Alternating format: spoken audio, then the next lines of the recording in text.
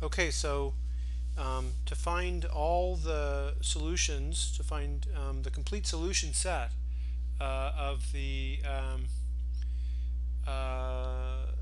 of this Schrodinger equation, all we need to do is find one particular solution, one stationary solution, and then apply either the raising or the lowering operator on that solution to find all the others. Okay, and as I was saying when I was cut off, is that one of the things that we've already learned is that the energy eigenvalues of the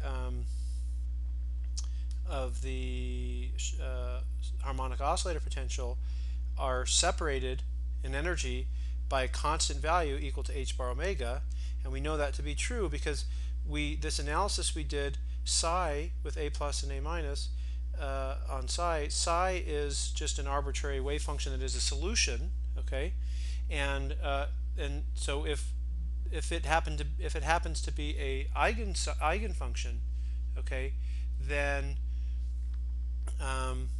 with energy E sub n, then the next one down would have E sub n minus h bar omega. The next one up would be E sub n plus h bar omega, and again, psi could be any one of the set of solutions. So it could be n plus 1, n plus 2, n plus 3, whatever. Okay, it could be any n.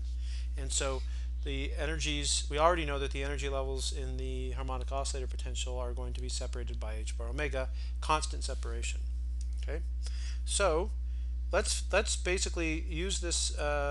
Let's find one of the solutions of the harmonic oscillator potential, one eigenfunction, so that we can then find all the others.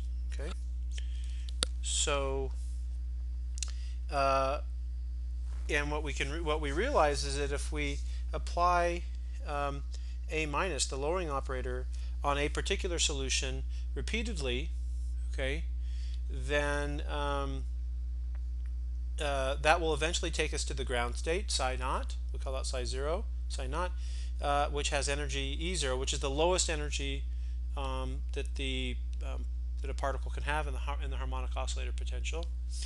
And if we apply the lowering operator a minus even one more time, then we should get 0, because if we're already at the lowest energy solution and we try to lower one more time, we're not going to get a solution, and so that will give us back 0. Okay, so let's plug in. Let's basically just do the math here. So a minus psi naught is equal to, remember the form of a minus, we have this this normalization outside, or this function which allows us to which basically makes it dimensionless, plus m omega x, okay, times psi naught, and again this is equal to 0. Remember, these are operators. I'm going to stop writing them, but just to remind you here. And then if we remember that that the momentum operator is equal to minus I h bar d by dx, then we can write this as 2h bar m omega times plus I times minus I h bar is just gets you h bar, and then we're talking about stationary states, and so we don't have to take a partial derivative. We can take a full derivative because there is no time dependence at this point. Okay. Now,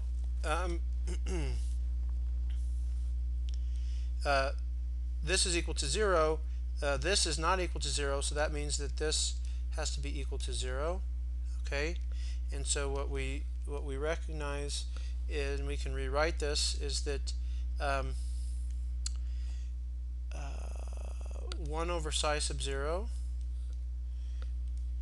d sub 0 dx is equal to minus m omega over h bar times x.